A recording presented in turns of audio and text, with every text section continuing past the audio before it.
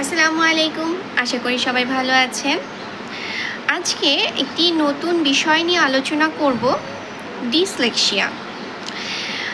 Mainly it's a reading disorder or learning disorder. বাচ্চাদের মধ্যে এটি দেখা যায় অনেক ক্ষেত্রে। কিছু কিছু সিমটম আছে, অ্যাজ লাইক তারা কোনো ওয়ার্ড প্রসেসিং করতে, ফ্লুয়েন্টলি কথা বলতে, ফ্লুয়েন্টলি রিডিংয়ে তাদের প্রবলেম হয়। দেখা যায় পুয়ার কনসেন্ট্রেশন থাকে।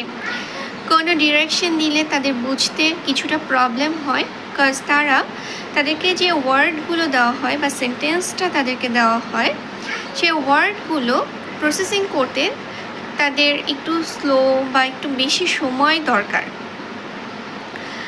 এই প্রবলেমটা আসলে অনেক বাচ্চাদের মধ্যেই দেখা যায় এবং আমরা বুঝতে পারি না, এবং অনেক ক্ষেত্রে আমরা এটাকে অন্য কোনো মেন্টাল ডিসঅর্ডার মনে করে থাকি। এবং এই ডিসঅর্ডার যদি থাকে, লার্নিং অর রিডিং ডিসঅর্ডার যেটা বলছি, ওয়ার্ড প্রসেসিংয়ে প্রবলেম, সেন্টেন্স মেকিংয়ে প্রবলেম, স্পোকেনে প্রবলেম হওয়া, খুব স্লোলি কোনো কিছু চিন্তা করা, কোনো কিছু ভুলে যাওয়া, কনসেন্ট্রেশন খুব শর্ট হওয়া, এই প্রবলেমগুলো থাকলে অনেক সময় দেখা যায় যে আমরা মনে করি তাদের ইন্টেলিজেন্সের উপর কোনো প্রবলেম হতে পারে বা ইম্প্যাক্ট পড়তে পারে, হতে পারে যে তারা বুদ্ধিমত্তার দিক থেকে কিছুটা পিছিয়ে থাকবে। কিন্তু কিছু সারপ্রাইজিং ইনফরমেশন আমার এই ভিডিওটিতে পেয়ে যাবেন। সাথে থাকুন এবং সম্পূর্ণ ভিডিওটি শুনুন। ডিসলেক্সিয়া বিভিন্ন কারণে হতে পারে। তার জেনেটিক্যাল কোনো ইস্যু, অথবা তার বার্থ কন্ডিশন, অথবা তার কোনো নিউট্রিয়েন্টসের ডেফিসিয়েন্সির কারণে হতে পারে। এছাড়াও অন্যান্য অনেক রিজন থাকতে পারে। আমি ডিপলি এটায় যাব না, কারণ এই ডিসলেক্সিয়া যেহেতু একটি ডিজিজ, কেন হয়, কিভাবে এটা কিউর করা সম্ভব, কিভাবে এটার ট্রিটমেন্ট হয়, কিভাবে ডায়াগনোসিস করা সম্ভব, এগুলো সব কিছু একজন ডক্টরের দায়িত্ব বলে দেওয়া। তাই আমি এই পার্টটাতে ঢুকবো না। আমি জাস্ট বলবো যে তারা কী সাফার করে থাকে এবং এর সাথে আমাদের ফুড হ্যাবিটের কী রিলেশন আছে, কি ফুড হ্যাবিট মেনটেন করলে বা ডায়েট মেনটেন করলে কিছুটা হলেও তার এই ডেফিসিয়েন্সিগুলোকে বা আমাদের ব্রেইন হেলথের জন্য হেল্পফুল হবে, আমি আসলে সেই বিষয়টি নিয়ে আলোচনা করব।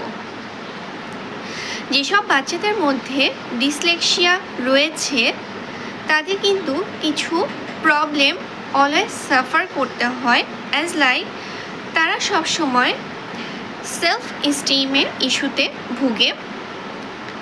এছাড়াও তারা মনে করে they are not enough intelligent, cause পারিপার্শ্বিক অবস্থা, বিভিন্ন জনের কথা, নেগেটিভিটি, এগুলো তারা নিতে পারে না। এবং একটা পর্যায়ে গিয়ে যেহেতু তারা ওয়ার্ড প্রসেসিংয়ে একটু লেন্দি সময় দরকার হয়, কিংবা ফ্লুয়েন্টলি রিডিং, ফ্লুয়েন্টলি রাইটিংয়ে যেহেতু তাদের কিছু প্রবলেম হয়, সো দ্যাট তারা কিন্তু অনেকটা সময় অ্যাংজাইটিতে ভুগে, ডিপ্রেশনে ভুগে থাকে, খুব শর্ট টেম্পার হয়ে যায়।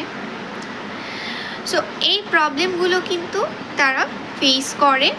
তবে খুব ইম্পর্টেন্ট যে কথা সেটা হচ্ছে প্যারেন্টস, টিচার্স, নেইবার্স, রিলেটিভস সবাই যদি এই ডিসলেক্সিয়ার সাফারিং করছে যেসব বাচ্চারা বা যেসব পেশেন্ট, তাদেরকে যদি খুব পজিটিভলি তাদের সাথে বিহেভ করে, এটা কিন্তু খুব সহজেই তারা ওভারকাম করতে পারবে।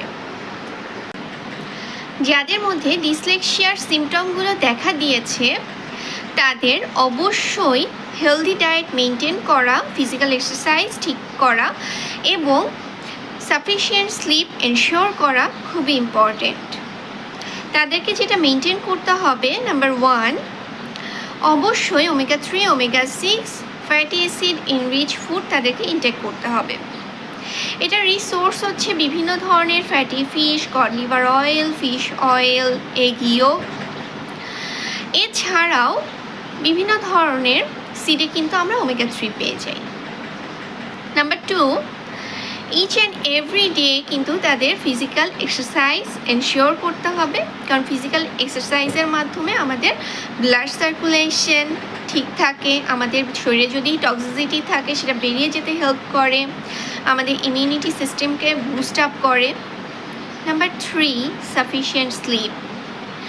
আমরা যদি প্রত্যেক দিন 7 থেকে 8 ঘন্টা ঘুম নিশ্চিত না করি তাহলে কিন্তু আমাদের ব্রেন হেলথের জন্য খুব বেশি একটা ইম্প্যাক্ট পড়ে যায়। সো ব্রেন ডেভেলপমেন্টের জন্য কিন্তু একটা বাচ্চার সাফিসিয়েন্ট স্লিপ এনশিওর করতে হবে। নাম্বার 4, সানফ্লাওয়ার সিড, বিভিন্ন ধরনের নাটস, পামকিন সিড, এতে রয়েছে বিভিন্ন ধরনের micronutrient, zinc, magnesium, omega 3 fatty acid, এছাড়াও রয়েছে বিভিন্ন ধরনের মাল্টিভিটামিন। এগুলো কিন্তু ব্রেন ডেভেলপমেন্টের জন্য খুবই ইম্পর্টেন্ট এবং এই খাবারগুলো তাদের ডায়েট প্ল্যানিংয়ে অবশ্যই রাখাটা জরুরি। নাম্বার 4, ইয়োগার্ট আমাদের গাট হেলথের জন্য প্রোবায়োটিক হিসেবে কাজ করে। অবশ্যই ইয়োগার্ট একটা বাচ্চার সুস্থ থাকার জন্য খুবই ইম্পর্টেন্ট, তার ডিসলেক্সিয়া থাকুক বা না থাকুক। নাম্বার 5, কোলিন সমৃদ্ধ খাবার। এই যে বললাম যে সানফ্লাওয়ার সিড, বিভিন্ন ধরনের সিড, নাট, এতেও কিন্তু আপনি কোলিন পেয়ে যাবেন। এছাড়াও একটি বাচ্চার জন্য পুষ্টিকর খাবার নিশ্চিত করতে আমরা চেষ্টা করব ফুড ভ্যারিয়েশন আনা। ডেইলি একই খাবার বারবার যদি একটা বাচ্চাকে দেওয়া হয় তাহলে তার মধ্যে কিন্তু একঘেয়েমি চলে আসে, খেতে ইচ্ছে করে না। তাই চেষ্টা করবেন খুব কালারফুল ফুড তাকে দেওয়ার, কারণ বিভিন্ন কালারের ফুডে আমরা বিভিন্ন ধরনের মাইক্রোনিউট্রিয়েন্ট পেয়ে থাকি, বিভিন্ন ভিটামিন পেয়ে থাকি এবং সেটা ব্রেন হেলথের জন্য, গাট হেলথের জন্য কিন্তু খুবই উপকারী। এবং লাস্ট অফ অল আমি বলবো প্রত্যেক দিন 10 থেকে 15 মিনিট সূর্যের আলোতে হাঁটাচলা করা। ভিটামিন ডি আমাদের ব্রেইনের জন্য, আমাদের সুস্থ থাকার জন্য, ইমিউনিটি লেভেল বুস্ট করার জন্য খুবই ইম্পর্টেন্ট। লাস্ট অফ অল খুব স্পেশাল একটা ইনফরমেশন দিয়ে শেষ করছি, একটু খেয়াল করে শুনুন। আমি যে কয়টা নাম বলছি চিনতে পারছেন কি না? Albert Einstein, Winston Churchill, mother Teresa, Thomas Alva Edison, Leonardo da Vinci, নিশ্চয়ই চেনা যাচ্ছে, খুব ফেমাস ব্যক্তিত্ব। এই প্রত্যেকে কিন্তু ডিসলেক্সিয়ার পেশেন্ট ছিলেন। তাই আপনার ঘরে যে স্পেশাল বাচ্চাটি আছে, যে লার্নিং ডিসঅর্ডারে ভুগছে, রিডিং ডিসঅর্ডারে ভুগছে, অবশ্যই তাকে বুদ্ধিমত্তার দিক থেকে সে পিছিয়ে আছে এটা ভাবার কোনো কারণ নেই। কারণ ডিসলেক্সিয়ার পেশেন্টরা হয় ইন্টেলিজেন্ট, স্পেশাল, ডিটারমাইন্ড এবং জিনিয়াস। সো তাদেরকে পজিটিভিটি দিয়ে টেক কেয়ার করুন, ইনশাআল্লাহ তারা তাদের গুণে একটা সময় গিয়ে গুণান্বিত হবে। সবাই সুস্থ থাকবেন, ভালো থাকবেন। নেক্সট কোনো ভিডিওতে নতুন কোনো টপিক নিয়ে কথা হবে। আসসালামু আলাইকুম।